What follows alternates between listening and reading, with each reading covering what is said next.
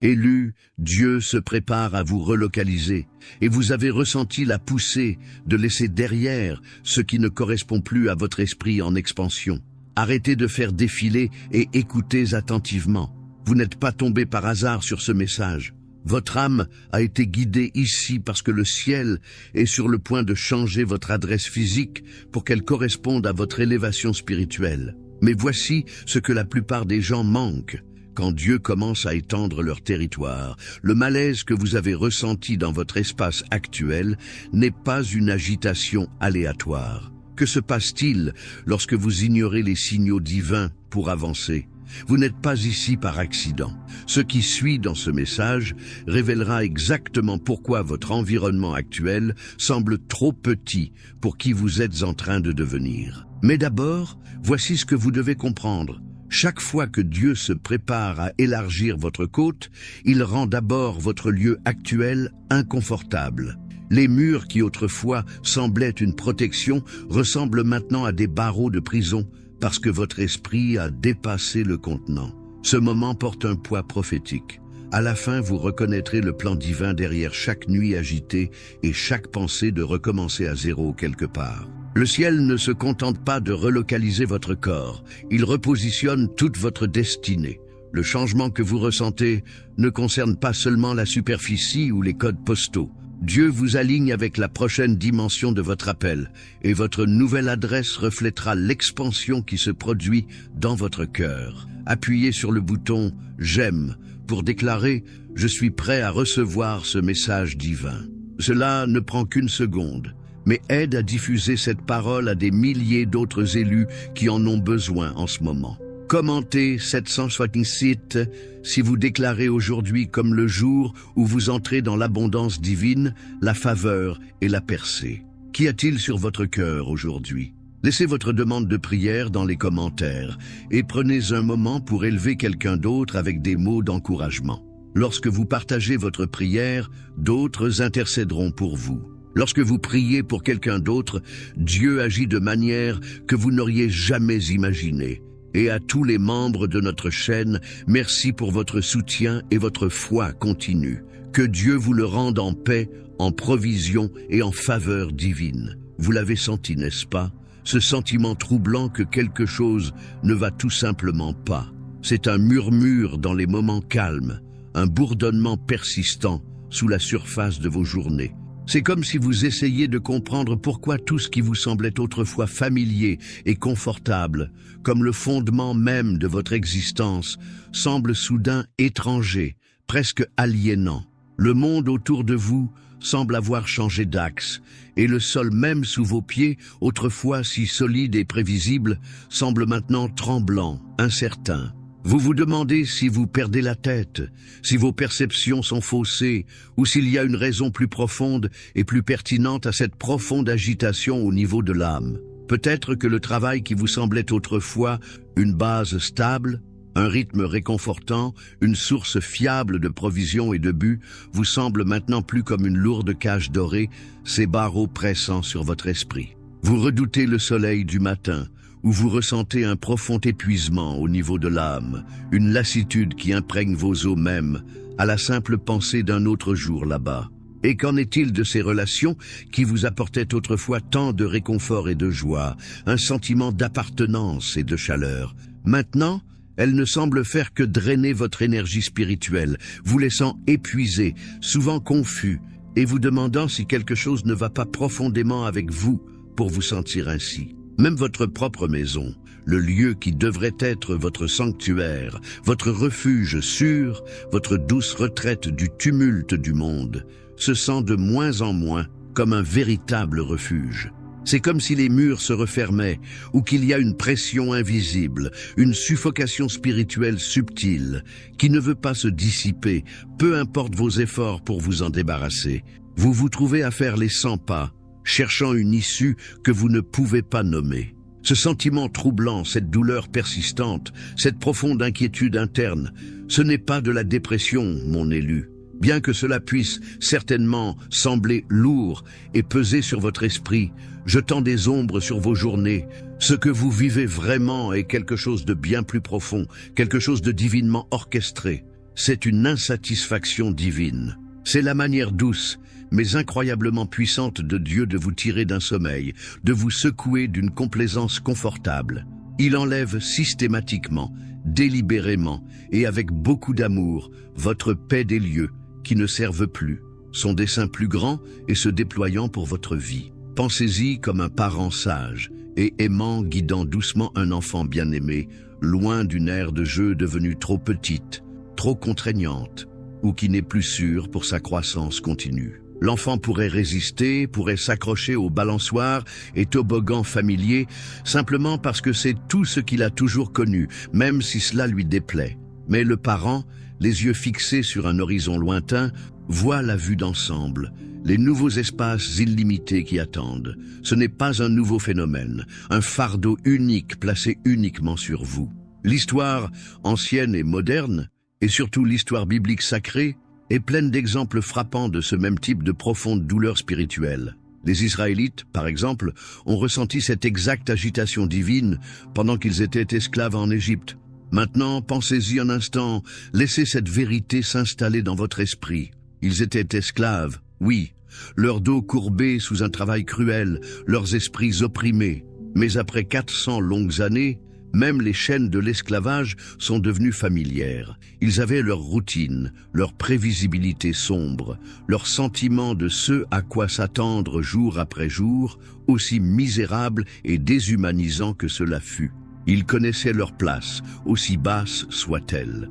Mais Dieu, dans sa sagesse infinie, son amour illimité et sa fidélité inébranlable à son alliance, commença à remuer leur cœur. Il leur insuffla une douleur profonde et irrépressible pour quelque chose de plus, un désir de liberté qu'ils n'avaient peut-être même pas consciemment exprimé avant qu'ils ne l'allument en eux. Leurs gémissements, autrefois de simples expressions de douleur physique, commencèrent à se transformer en cris de libération, même s'ils ne savaient pas encore ce que cela signifiait vraiment.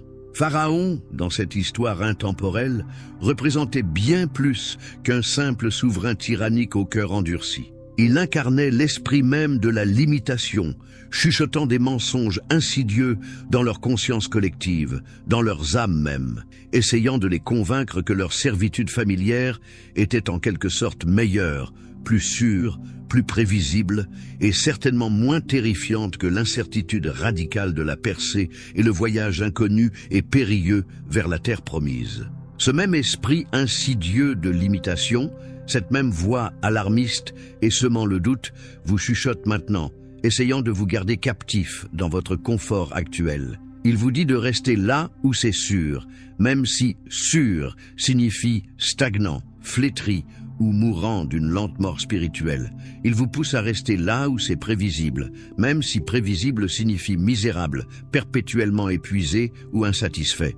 Il vous convainc de vous accrocher à ce que vous pouvez contrôler, même si le contrôle signifie rétrécir votre propre destinée donnée par Dieu dans une petite boîte gérable. C'est la voix qui chuchote « Ne remue pas l'eau, et si c'était pire, et si tu perds tout, reste où tu es, même si ça te tue lentement. » Mais voici la révélation qui change la donne, la vérité profonde que la plupart des gens manquent complètement quand Dieu commence à les repositionner, quand il commence, de sa main aimante et puissante, à démanteler leur monde familier, votre malaise actuel, ce sentiment lancinant de malaise, cette traction persistante sur votre âme. Ce n'est pas quelque chose que vous êtes censé dissiper avec des distractions ou simplement gérer avec des mécanismes d'adaptation superficiels. Ce n'est pas un problème à résoudre avec une solution rapide, un nouveau passe-temps ou une autre évasion éphémère. Non, mon ami, votre malaise est quelque chose de bien plus sacré, de bien plus utile. C'est quelque chose à honorer, à prendre en compte, à écouter attentivement. C'est un signal divin, une cloche céleste sonnant dans votre esprit. Pensez-y comme une boussole spirituelle parfaitement calibrée, vous pointant directement vers votre vrai nord, vers le cœur même de l'intention de Dieu pour votre vie. Votre agitation n'est pas un défaut de votre caractère, c'est la révérence en mouvement, un saint désir d'alignement. C'est votre esprit, créé à l'image de Dieu, aspirant à cet alignement profond et inébranlable avec son appel supérieur, la raison même pour laquelle vous avez été insufflé à l'existence. Votre insatisfaction n'est pas un signe d'ingratitude pour les bénédictions que vous avez. Au contraire, c'est l'intelligence divine qui perce la limitation humaine, brisant les petites boîtes confinantes que vous avez involontairement construites autour de vous, ou que vous avez permis à d'autres de construire pour vous. Quand vous commencez à vous sentir trop grand pour votre espace actuel, pour ce travail, pour ces relations, pour cet environnement, vous n'êtes absolument pas ingrat pour ce que vous avez. Au lieu de cela, vous êtes profondément préparé, étiré et apprêté pour ce que Dieu a ensuite, un plan bien plus grand que vous ne pouvez l'imaginer. C'est comme une graine vibrante qui est devenue trop grande et robuste pour son petit pot, ses racines commençant à fissurer l'argile, aspirant à un sol fertile pour s'étendre. Ou un jeune oiseau, ses ailes maintenant fortes et capables, instinctivement prêt à quitter son nid douillet et à prendre son envol dans le ciel illimité. Ce malaise est le signal indéniable pour la prochaine, glorieuse étape de votre croissance, votre évolution spirituelle. Vous savez, certaines des plus grandes percées, les moments les plus profonds de clarté et de transformation, ne viennent pas quand vous cherchez frénétiquement toutes les réponses, essayant d'assembler chaque détail complexe de l'avenir avec votre esprit fini. Ils ne viennent pas dans le tumulte des efforts désespérés. Ils viennent souvent quand vous cessez simplement de vous efforcer, quand vous relâchez le besoin de contrôler et commencez à vous asseoir avec la révélation, permettant à la vérité divine de se déployer dans le sol calme et fertile de votre esprit. Si ce que je partage en ce moment résonne profondément dans votre âme, si cela ressemble à une vérité que vous attendiez d'entendre, une clé déverrouillant une chambre oubliée dans votre cœur, alors les 10 vérités cachées des paraboles de Jésus est vraiment votre prochaine étape, un compagnon divin pour ce voyage sacré. C'est un e-book court, mais incroyablement puissant, qui tire des vérités pratiques, guidées par l'Esprit, directement des paroles mêmes de Jésus, le Maître enseignant, et les applique avec une clarté rafraîchissante à des domaines de la vie réelle comme l'argent, la guérison et la clarté émotionnelle, vous aidant à naviguer dans ces transitions complexes, souvent turbulentes, avec une sagesse divine et une paix inébranlable. Le lien est juste là dans le premier commentaire, mais juste avertissement. Il n'est disponible que pour une durée limitée, parce que nous voulons nous assurer que ceux qui en ont vraiment besoin, ceux dont le cœur est préparé à sa sagesse, puissent y accéder facilement. Maintenant, allons plus loin. Je veux vous guider à travers le processus divin qui se déroule dans votre vie en ce moment, étape par étape, mettant à nu la sagesse profonde tissée dans vos expériences actuelles. Ce n'est pas seulement de la théorie, détachée et académique. C'est un plan pratique, une stratégie divine directement du ciel, conçue pour votre libération et votre ascension.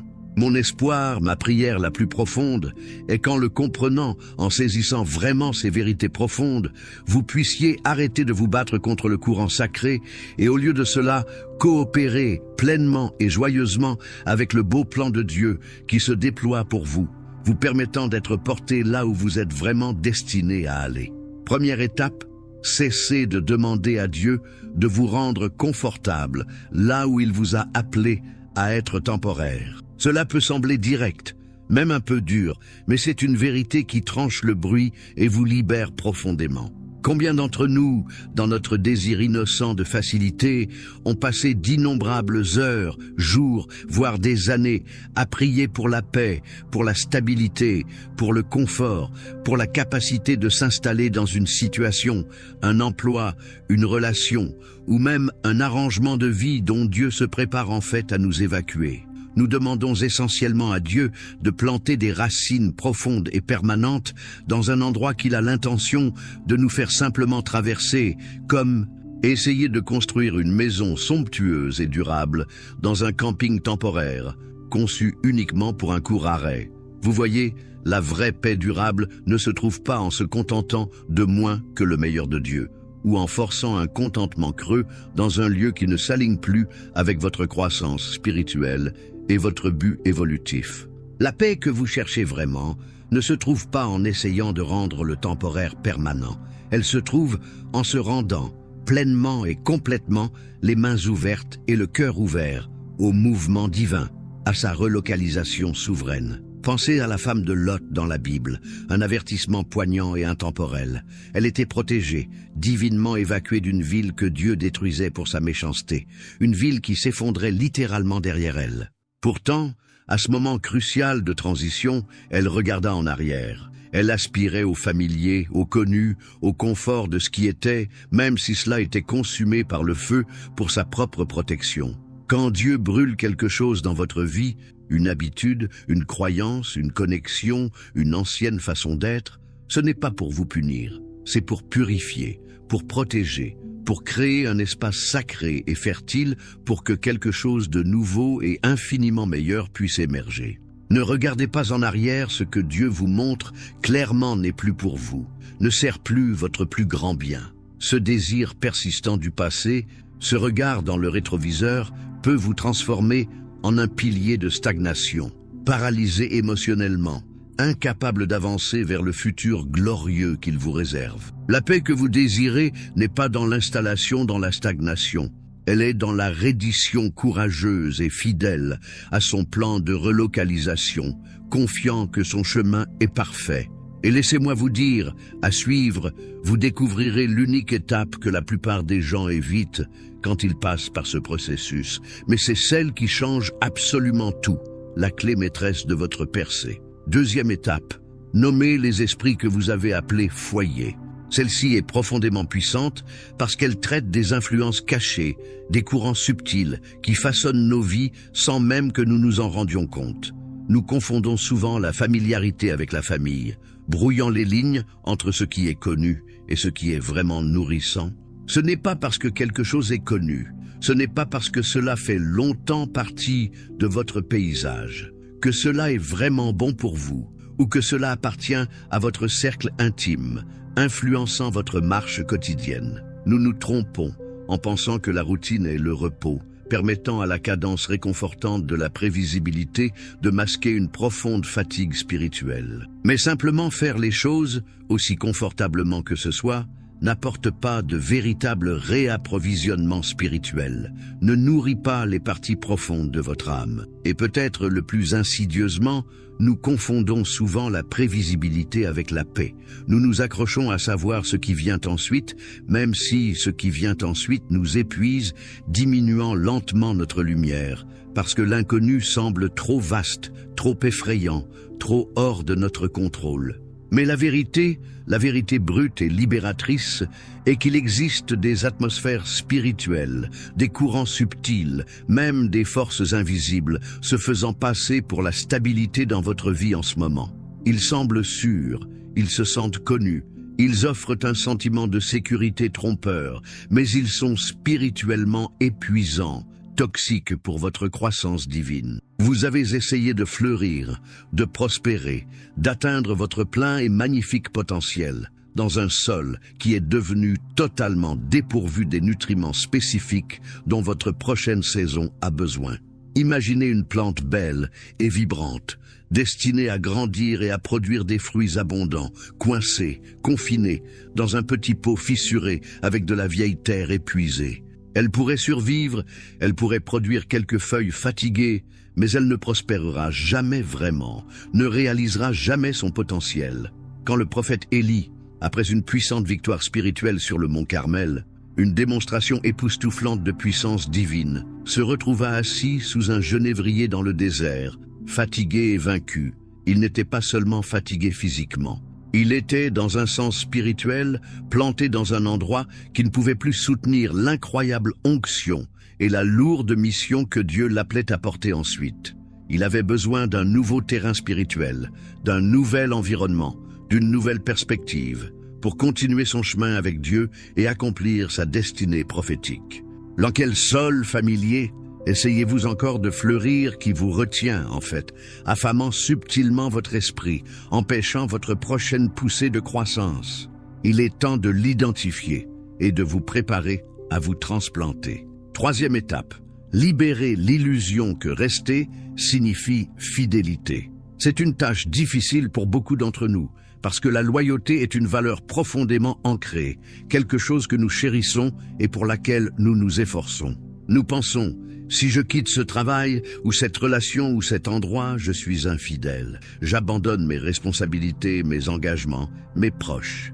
Nous nous mettons des nœuds au cerveau avec un sentiment d'obligation. Mais regardons Joseph, le jeune homme au manteau de nombreuses couleurs, dont la vie fut une tapisserie de transition divine. Dieu n'a pas appelé Joseph à être fidèle à la maison de Potiphar, même s'il y était un serviteur incroyablement diligent et digne de confiance, gérant tout avec intégrité. Il ne l'a pas appelé à être fidèle à la prison, même s'il excellait à nouveau dans cet environnement sombre, s'élevant à une position de leadership.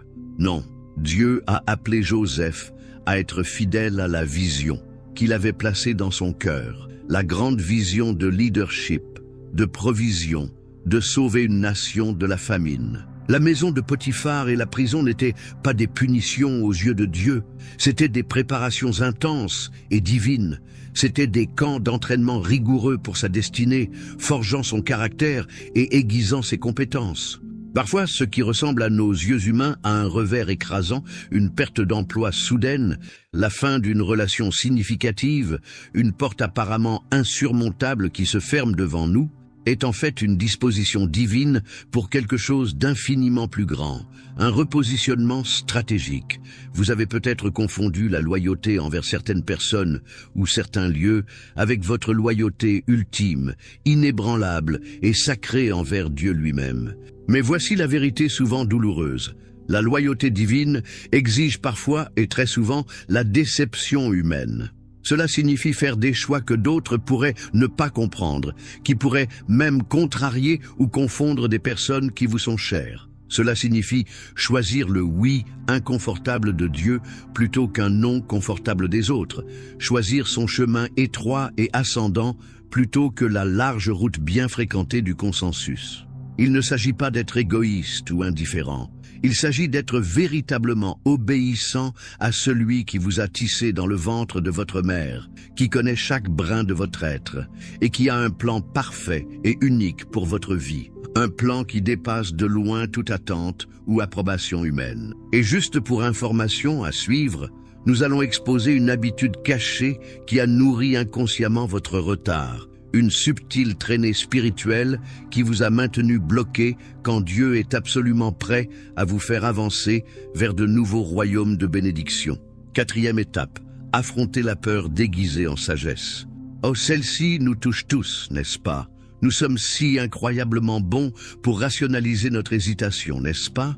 Nous créons des justifications mentales élaborées pour rester immobiles, pour ne pas faire ce saut terrifiant de foi. Vous avez probablement appelé prudent ce que Dieu, dans son plan divin pour votre vie, appelle en fait désobéissant. Chaque fois qu'il murmure « bouge », ce doux et persistant coup de pouce dans votre esprit, cette connaissance intérieure indéniable, votre réponse immédiate et instinctive est souvent « attendez », chaque fois qu'il dit « maintenant ».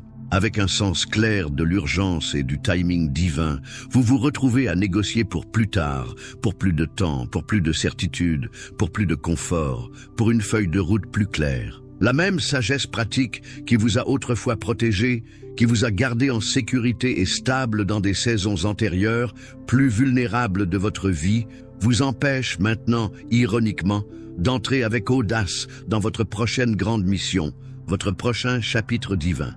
C'est comme essayer d'utiliser des petites roues sur une moto puissante alors que vous êtes destiné à filer sur l'autoroute, sentant le vent de l'Esprit de Dieu sur votre visage.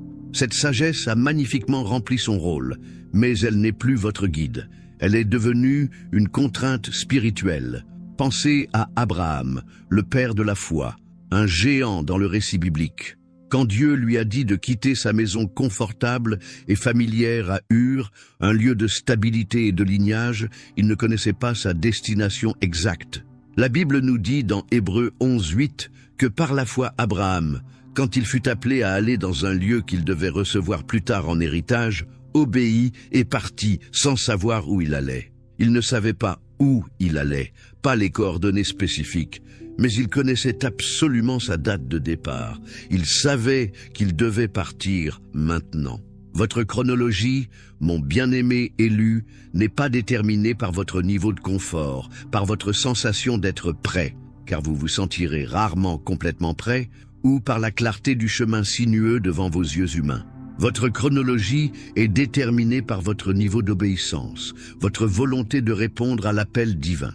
Êtes-vous prêt à avancer lorsque le chemin n'est pas entièrement illuminé, faisant confiance à celui qui tient la lanterne, la source même de toute lumière, pour éclairer chaque pas que vous faites? Étape 5. Reconnaître le timing divin dans votre perturbation. C'est peut-être le changement de perspective le plus difficile à vraiment adopter, mais c'est absolument crucial pour votre paix et votre progrès. Lorsque les choses semblent s'effondrer autour de vous, une perte d'emploi qui donne l'impression que le tapis est arraché, un changement de relation significatif qui ressemble à une fissure fondamentale, une pression financière inattendue qui vous coupe le souffle, ces nuits agitées où le sommeil ne vient pas, aussi fatigué que vous soyez, ou cette clarté soudaine et indéniable sur ce que vous ne voulez tout simplement plus, ne pouvez plus tolérer dans votre vie, il est incroyablement facile, presque instinctif, de conclure que tout s'effondre. Cela semble chaotique, n'est-ce pas? Comme un beau vase se brisant en 1000 morceaux. Mais je veux que vous reconsidériez, que vous vous penchiez sur une vérité différente, plus élevée. Rien ne s'effondre vraiment. Au contraire, tout se met en place. Ce n'est pas le chaos, aléatoire et dénué de sens.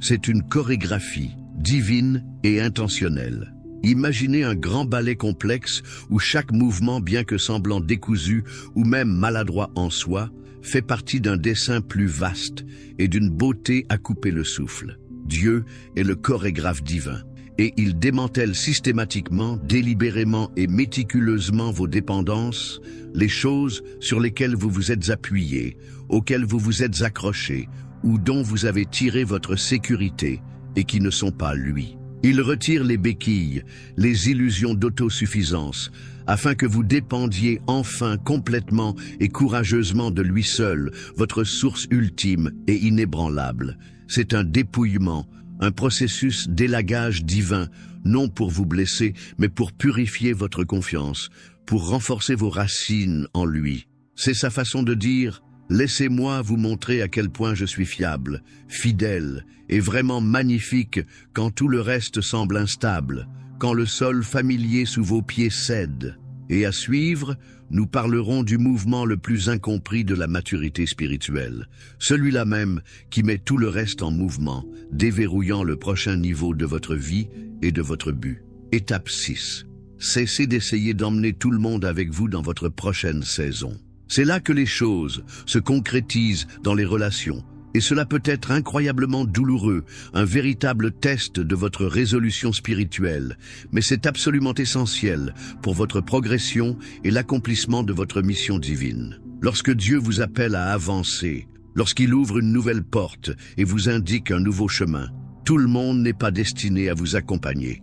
Pensez à Noé, cet homme juste qui a construit l'arche.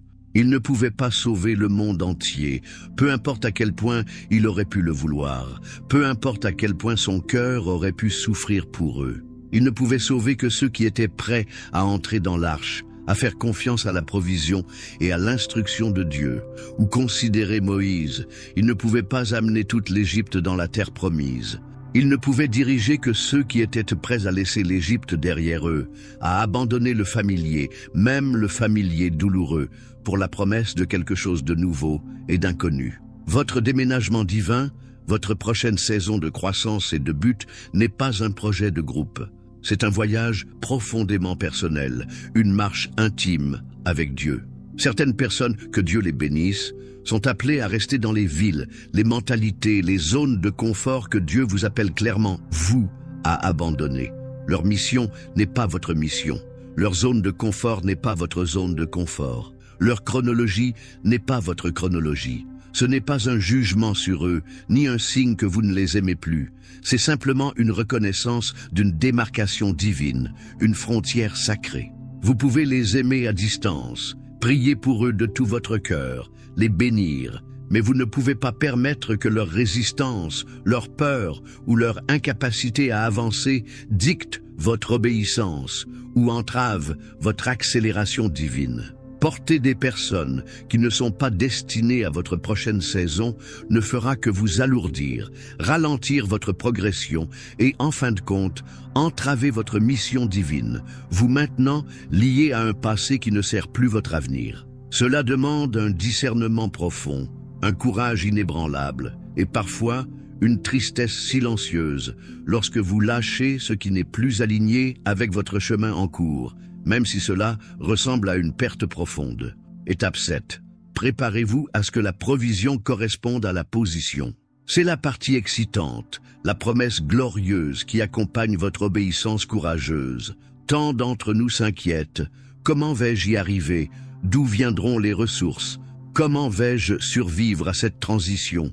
Mais Dieu n'est jamais limité, jamais contraint par notre logique humaine finie ou nos circonstances actuelles. Avant que David ne puisse gérer le poids et la responsabilité du palais, avant de pouvoir se tenir en tant que roi, dirigeant une nation avec sagesse et force, il a dû apprendre la fidélité, le courage et le leadership dans le pâturage tranquille et humble, protégeant les moutons de son père des lions et des ours redoutables. Ces champs isolés étaient ses terrains d'entraînement, forgeant un cœur de roi. Avant que Moïse ne puisse se tenir audacieusement devant Pharaon, exigeant la liberté de son peuple avec l'autorité divine, il a dû apprendre le courage, l'humilité et la dépendance absolue à Dieu au buisson ardent dans le désert solitaire. Dieu ne change pas seulement votre adresse, votre emplacement ou vos circonstances extérieures, il améliore votre accès, élargit votre capacité, vous positionnant pour une plus grande influence. Il vous prépare à un nouveau niveau d'autorité spirituelle, d'influence et de bénédiction, au-delà de tout ce que vous avez déjà expérimenté. Et voici la vérité vitale et libératrice. Les ressources, les connexions, la sagesse profonde, les finances exactes, les provisions spécifiques dont vous avez besoin pour votre prochaine saison ne peuvent tout simplement pas être récupérées de votre saison actuelle. Elles ne sont pas là où vous étiez, elles vous attendent là où vous allez. Votre provision suit votre obéissance, c'est une loi divine. Alors que vous avancez par la foi, faisant ces pas courageux, souvent terrifiants, dans l'inconnu, Dieu, dans son infinie générosité, son abondance sans limite, vous y rencontrera avec tout ce dont vous avez besoin, précisément quand vous en avez besoin, pour la nouvelle position qu'il a si parfaitement préparée pour vous. Étape 8. Acceptez que la transition exige une transformation. C'est une vérité profonde, à laquelle nous résistons souvent avec chaque fibre de notre être, car elle exige la mort du moi familier. La personne que vous avez été, la version de vous qui était à l'aise dans votre ancien espace, opérant avec cette ancienne mentalité, ne peut tout simplement pas gérer la vie, les bénédictions ou la responsabilité dans lesquelles vous entrez. C'est une impossibilité divine. La mentalité qui vous a mené ici, les mécanismes d'adaptation, les croyances limitantes, les peurs que vous avez adoptées, ne vous mènera pas là. Elle n'est pas conçue pour cela. C'est comme essayer de naviguer sur un océan dans une petite barque de bassin.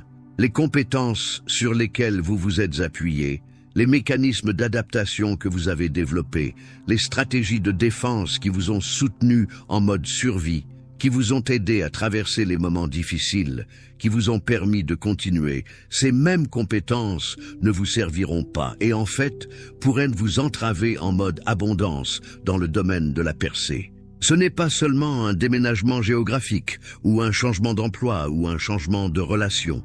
C'est une métamorphose spirituelle profonde, une refonte complète de l'intérieur vers l'extérieur. Pensez à une chenille se transformant en papillon. Que se passe-t-il à l'intérieur de ce cocon silencieux, apparemment immobile?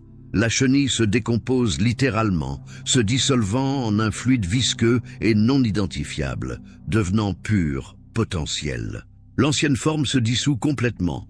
Ce qui meurt dans le cocon ne revient jamais. C'est un démantèlement et une reconstruction complets au niveau cellulaire et moléculaire. Et ce qui émerge de ce cocon est une créature entièrement nouvelle, capable de voler, avec un but complètement différent, habitant un royaume différent.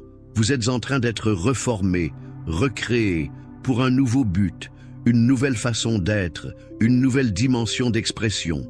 Ce processus de transformation est inconfortable, même intensément douloureux par moments, car les anciennes façons de penser et d'être meurent, mais il est absolument essentiel pour vous d'entrer dans la plénitude, la beauté, la puissance de qui Dieu vous a créé pour être. Embrassez le cocon. Étape 9. Faites confiance à l'isolement qui accompagne l'élévation. Cette étape prend souvent les gens au dépourvu et peut sembler incroyablement solitaire, même décourageante. Mais chaque alpiniste expérimenté comprend cette vérité profonde. Plus vous montez, moins vous rencontrez de gens sur le chemin. L'air se raréfie, la montée devient plus raide et moins de gens sont désireux ou capables de monter à cette altitude difficile, d'endurer l'inconfort pour la vue. Votre nouvelle mission, votre nouveau niveau d'influence spirituelle et de but, votre nouvelle onction, exigeront naturellement de nouvelles associations, de nouveaux alignements. Votre nouvelle altitude révélera qui peut vraiment respirer à ce niveau avec vous, qui peut vraiment comprendre et soutenir votre voyage, qui peut célébrer vos triomphes sans envie, et qui, franchement, doit rester au camp de base, ou même au pied de la montagne. Ce n'est pas un rejet, même si cela peut piquer et en avoir l'air parfois. C'est une sélection divine, un processus méticuleux de séparation pour votre protection et votre épanouissement. Dieu protège méticuleusement votre mission, votre onction, votre précieuse énergie et votre concentration en contrôlant votre accès à certaines personnes et environnements. Il élimine les distractions, élague les attachements qui entraveraient votre ascension, et s'assure que votre cercle intime est aligné, vraiment aligné, avec votre destinée divine, avec la fréquence de votre appel. Cela signifie que certaines relations, même profondément chéries, disparaîtront naturellement, non par malice, non par amertume, mais par dessein divin, une douce séparation à mesure que vos chemins divergent.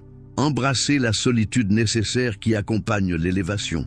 C'est un espace sacré où vous pouvez entendre Dieu plus clairement, où votre vision peut devenir plus nette et où vous pouvez vous préparer, sans distraction, à ce qui vous attend vraiment. Étape 10. Lâchez votre attachement à être compris par des personnes qui n'ont pas été appelées à votre destination. C'est un point énorme pour beaucoup d'entre nous, car au fond, nous désirons la validation et l'acceptation. C'est un besoin humain fondamental. Mais voici la vérité brute et libératrice. Tout le monde ne célébrera pas votre obéissance à Dieu. En fait, beaucoup ne le feront pas, et certains pourraient même activement la résister ou la critiquer. Certains regarderont votre foi, vos pas audacieux dans l'inconnu, et appelleront cela folie, irrationnel ou naïf. Ils ne comprendront tout simplement pas, car ils n'ont pas vu ce que vous avez vu, entendu ce que vous avez entendu.